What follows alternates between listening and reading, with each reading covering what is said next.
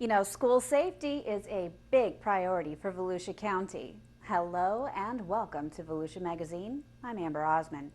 Now that we're well into the new school year, we'll highlight the continued partnership between the Volusia County Sheriff's Office and the Volusia County School Board. We'll also become acquainted with a new organization. That's Volusia Community Organizations Active in Disaster, or COAD. It's a multi-agency group designed to assist local governments before, during, and after a disaster. Later on in the show, Volusia Here and Now correspondent Kendra Lee highlights a very important public transit celebration. And finally, we'll join Community Information Director Dave Byron in the studio with his guest, Jay Cassians of the Daytona Beach International Airport. Those segments, news, and more coming right up on Volusia Magazine. I hope you stay tuned.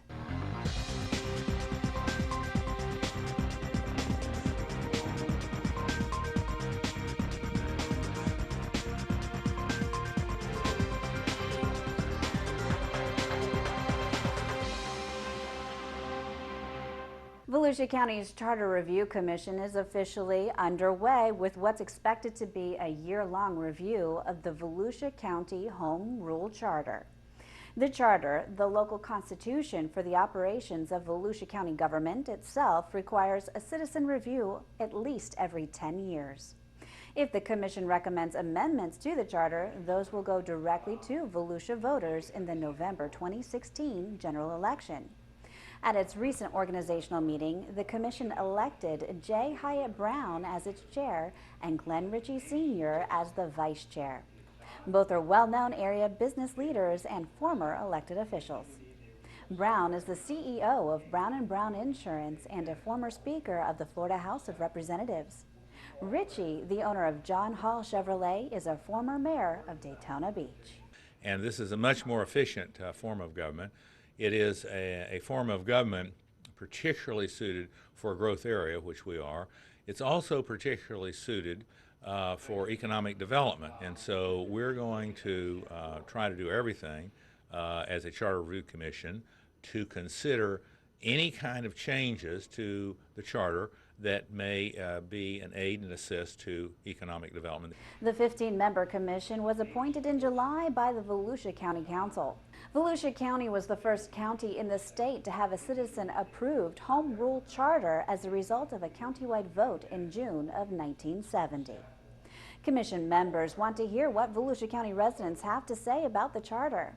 They've set up 5 listening sessions in libraries across the county from September 15th through the 29th. For a complete listing of those sessions, you can visit volusia.org/charter-review. The listening sessions and all commission meetings are open to the public. When disasters happen, neighbors and community organizations often want to reach out and help, but they're not sure how to go about it. A new organization, Volusia Community Organizations Active in Disaster, or COAD, is organizing to fill that need. Frank Bruno, a COAD co-chair, explained the group's purpose. The COAD does not receive any government funds, whether it be local, city, county, or federal. What we do is we coordinate our efforts to help people in the time of a disaster.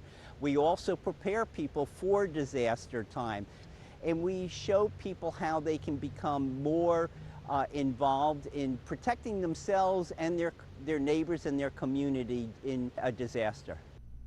The Volusia COAD is composed of all kinds of different kind of partnerships and groups, and individuals even, who have an interest in the safety and security of our county. Jim Judge, Director of Emergency Operations, explains.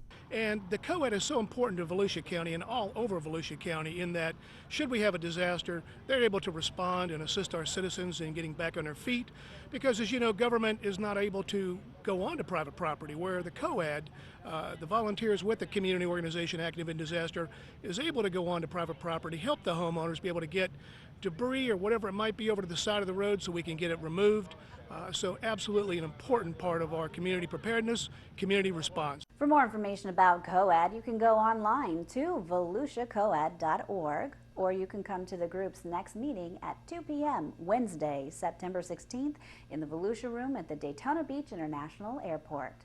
Representatives from the First Response Disaster Team will talk about mold remediation and cleanup disaster. With school safety a major priority in Volusia County, the Volusia County Council has given the green light to the continued partnership between the Volusia County Sheriff's Office and the Volusia County School Board. The agreement calls for the school resource deputies to patrol the campuses of the county's high schools and middle schools. The uniformed officers not only provide an element of school safety, but they also provide a positive interaction with students. Called School Resource Officers, or SROs for short, the program's purpose is to provide safe learning environments in our schools, provide valuable resources to school staff, and to foster a positive relationship between our youth and law enforcement. Sheriff Ben Johnson called the county school partnership for SROs an important hedge against campus violence. Well, the School Resource Officer program is a very, very important program. Not only do they provide safety and security for the schools, for the teachers and the students and the parents who come on campus, but they're also mentors for the students. And currently we have 14. And if I had my way, we'd have them at every school in Volusia County because it is such an important program, as I told you, for the safety, security, and the mentorship, and also to work with the at-risk children to try to keep them from going into a life of crime. In partnership with the Volusia County School Board, the School Resource Deputy Program assigns full-time deputy sheriffs to work with Volusia County's high schools and middle schools. The school resource deputies are responsible for law enforcement, mentoring, classroom teaching, and provide a positive role model for the students. The intent is that the positive experiences students have with the school resource deputies will bridge the gap between juveniles and law enforcement, and in doing so help prevent juvenile crime. The Sheriff's Office will allocate 14 deputies for school resource duties at a cost of $1.2 million paid for by the school board.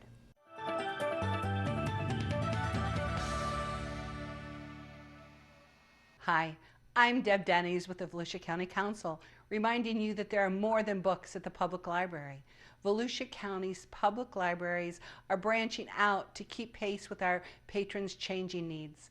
And while books are still the #1 draw, more and more patrons are using other services such as personal use computers, downloadable audiobooks, and free databases. Our libraries also offer a variety of educational classes.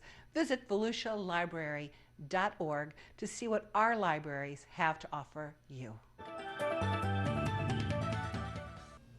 Break out the balloons and party hats. Votran, Volusia County's public transit system, has turned 40. Reporter Kendra Lee takes us to Votran's corporate office to celebrate this milestone anniversary with new rider tools in this week's Volusia Here and Now.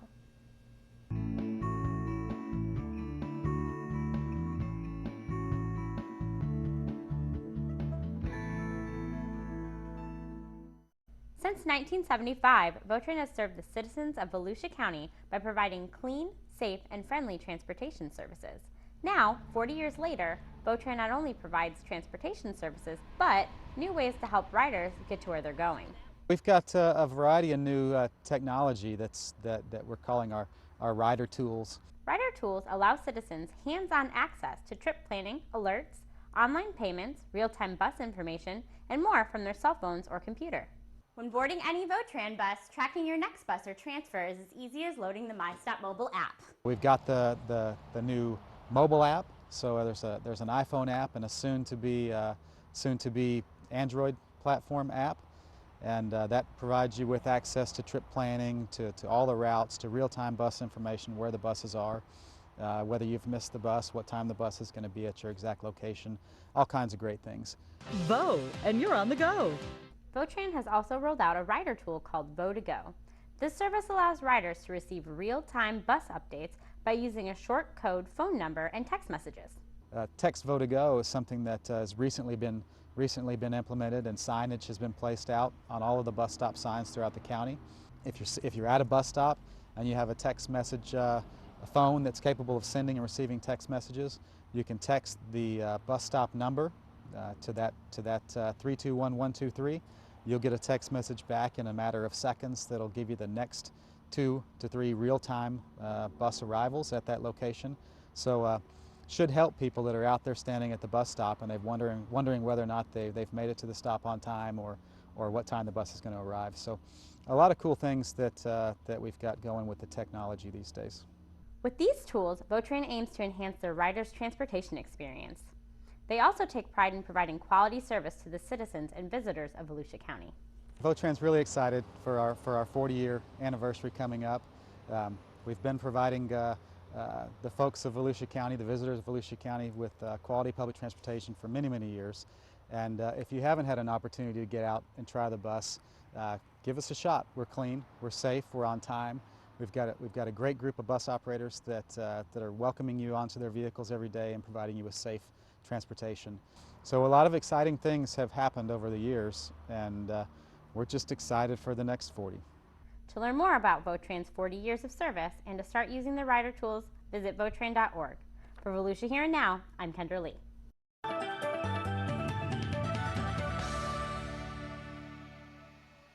Hello, I'm Reggie Santilli, and I'm a member of Volusia Echo Advisory Committee. The volunteer group works closely with Volusia County Council and makes recommendations on projects that enhance the quality of life for our citizens. It's an honor and a pleasure to serve in this capacity. If you would like to share your skills and serve your community, why not consider joining one of Volusia County's advisory boards? We have openings on several boards. If you want to make a difference in your community, please visit volusia.org/advisory. Health reporter Stephanie Strong has this important piece from the Volusia County Health Department.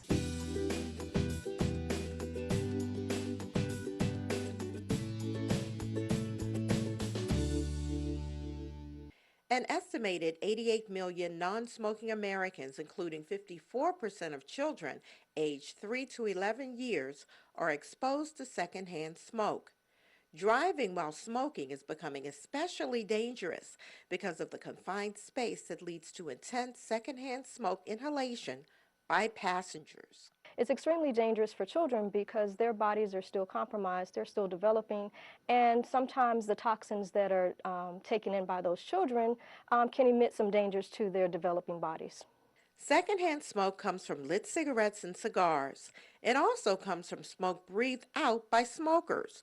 When children breathe secondhand smoke, it is like they are smoking too. All Americans, smokers and non-smokers, pay the price for smoking. Smoking is still the leading preventable cause of death in the United States, causing 443,000 or nearly 1 of every 5 deaths annually.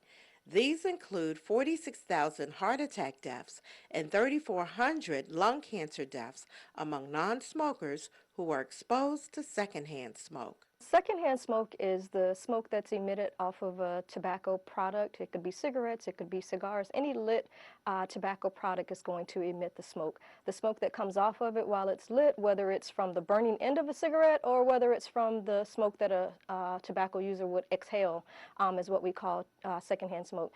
As smokers go about their day, some tend to disregard secondhand smoke as a danger.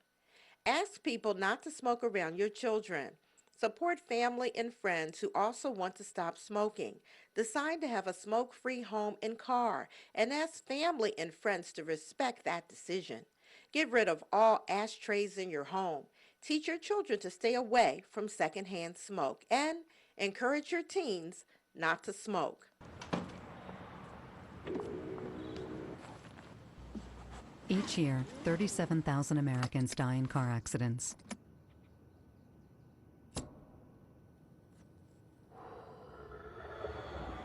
And 38,000 are killed by secondhand smoke. To quit, visit floridaquitline.com or call the Quit Line for free counseling and information. For more information, please visit www.volusiahealth.com. For Volusia Magazine, I'm Stephanie Strong, Public Information Officer for the Volusia County Health Department.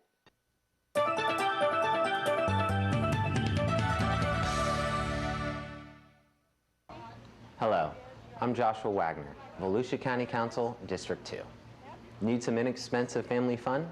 The Volusia County's Marine Science Center is a great resource for learning about our local wildlife and native environment. and it's right here in Ponce Inlet. You can see many species of fish and turtles on display or explore marine life in field trips and lab activities. You'll see what it takes to rehabilitate sick or injured sea turtles and shorebirds. It takes more than cough medicine. Get up close and personal with a lionfish. Well, not too close. Or a pelican, or a horseshoe crab. We don't recommend playing horseshoes with these little guys. Or a hawk. You can even go on an expedition with an expert birding naturalist. For more information, visit marinesciencecenter.com. Well, it's time now to head into the studio to join Community Information Director Dave Byron and his guest Jay Cassians of the Daytona Beach International Airport. Thanks, Amber, and hi, everyone. Passenger traffic at Daytona Beach International Airport is on a steady climb. And with new direct service to New York City by JetBlue Airways scheduled to start in January, the picture looks very bright for air travelers at Daytona Beach International Airport. Today we want to talk about the preparations for JetBlue service, so we're very pleased to have with us in the studio Jay Cassians. He's the Business Development Director at Daytona Beach International Airport. Jay, nice to have you. How you doing? Good, Dave. Great to be here. Hey, we should point out that you've taken over for Steve Cook, who's retired, so a lot of people that watch the program are familiar with Steve, so he's gone off to enjoy retirement. So nice to have you on board. Yeah, great to be here. Hey, Jay, let's talk about passenger traffic at Daytona Beach International Airport. You know, I said in the opening that traffic was on a steady climb, and that's certainly the case. What's the story?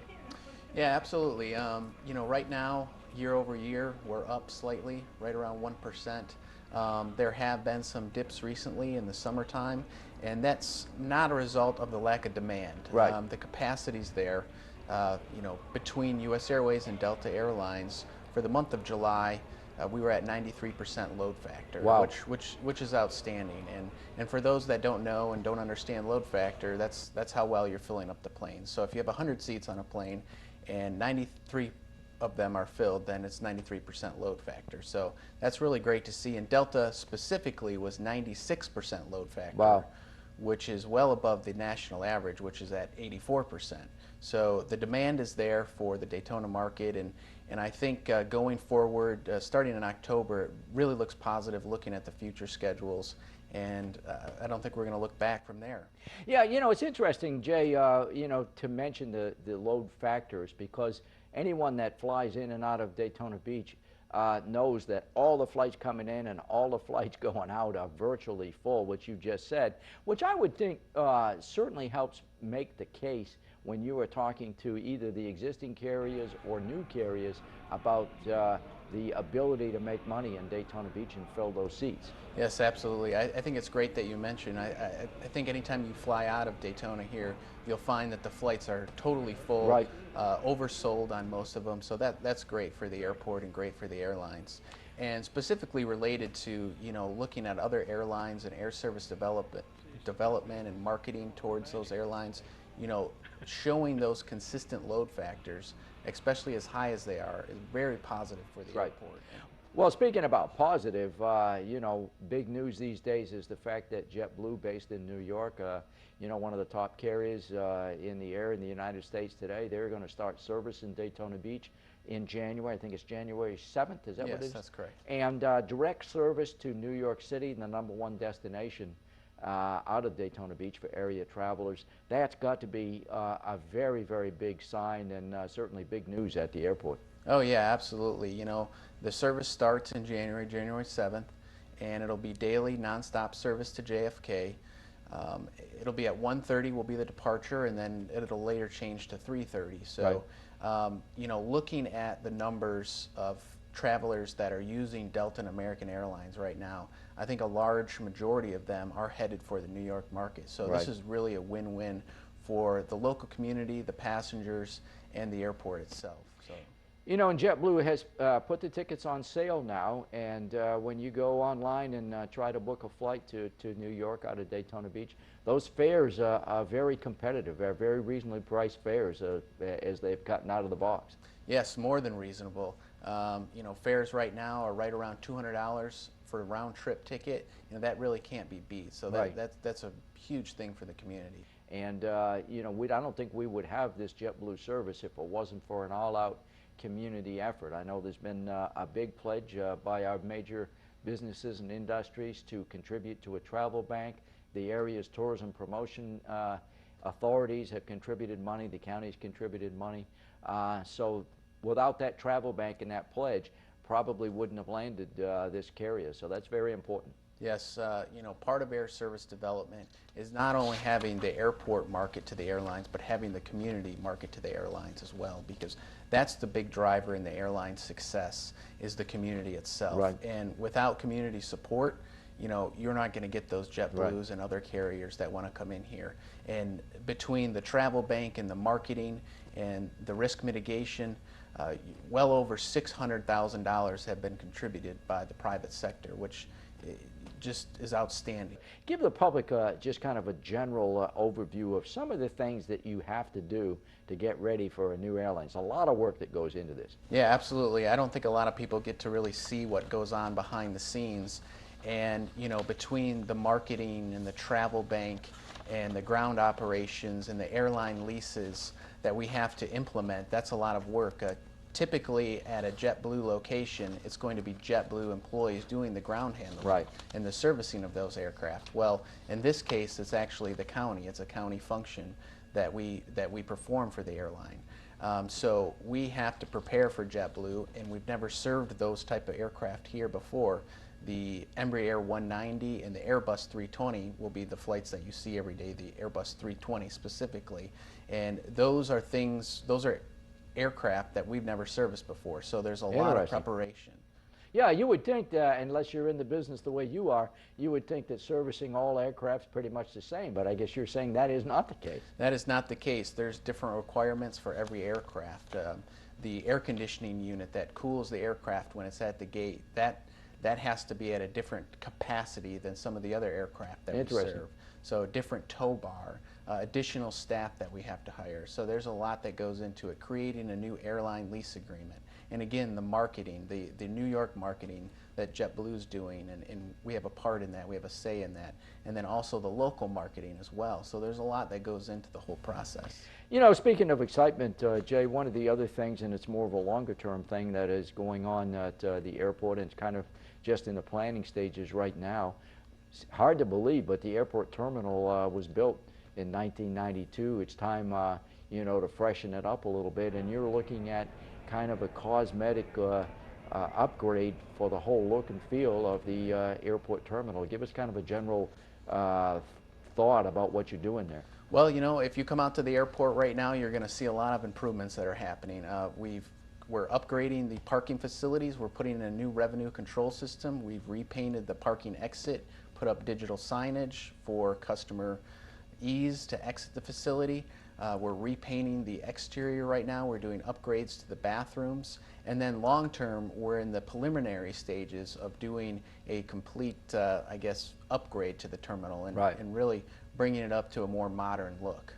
And all of that is very exciting going on at the airport. Of course, folks that are familiar with the Daytona Beach area and that frontage along International Speedway Boulevard, right where the old Olive Garden used to be, next to the Outback, that's going to be a new restaurant, and that's going to be another tenant for Daytona Beach International Airport. Yes, absolutely. What a lot of people don't realize is that the airport has a lot of property, and we're not just in the business of attracting airlines and airline operations. We also have property that we have to manage, that we have to lease out. Right. And Hooligans is the new restaurant that's coming in right next to Outback Steakhouse. We're really looking forward to that. We think it's going to be a huge success, and we're continuing to pursue other opportunities as far as land development. You know, don't want to end the conversation without mentioning Delta and American Airlines, the two other signature carriers at Daytona Beach. I think I saw a sign in the terminal the other day. I think it said 36 years. I think it was with Delta, which is certainly the flagship carrier at Daytona Beach. You mentioned those high load factors, so that would lead me to believe that those two air carriers are doing pretty well out of Daytona Beach. Right, and with Delta specifically, we're really looking at Delta to expand the capacity here. If they're filling the planes at 96%, we'd like to see them add more seats. Sure. I think it benefits us, it benefits Delta, and we continue to have that conversation with them. Also with U.S. Airways, we'd like to see them, once they merge with American Airlines and have more flexibility with their aircraft and their schedules, we'd like to see them expand to other markets, you know, possibly at Dallas, Miami, those type of things. Well, Jay, it all looks and sounds very positive at Daytona Beach. I know everyone's really excited about JetBlue coming. Service again starts January 7th. For folks out there that would like more information about Daytona Beach International Airport, perhaps they'd like to check the fares, book a flight, whatever, how do they get more information? Well, you can go on our website, flydaytonafirst.com, and you can go to the Facebook site that we have. You can also go to jetblue.com, go to the Delta and American Airlines websites to receive more additional information about the fares and the airport itself. Well, Jay, I want to thank you for sharing the information with us. Again, sounds very positive at Daytona Beach, and welcome aboard. Thanks for being with us today. Great. Thanks for having me, Dave. Our guest today, Jay Cassians. He's the Business Development Director at Daytona Beach International Airport. And with that, Amber, we'll go back to you. Thanks, Dave, and thank you for watching Volusia Magazine. If you have any questions about the show, you can always feel free to give us a call at any of the numbers you see listed here, or you can log on to volusia.org and click on the News tab at the top of the screen to find us. Incidentally, you can find the County Council's meeting calendar there too. In fact, you can use volusia.org to find out about meeting dates, workshops, topics of interest, activities, and how you can become involved. And we hope you won't forget to listen to Volusia Today. That's Volusia County Government's weekly public radio broadcast. Volusia Today airs every Tuesday, Wednesday, and Sunday mornings on the local radio stations you see on your screen. For Volusia Magazine, I'm Amber Osmond. Have a wonderful evening.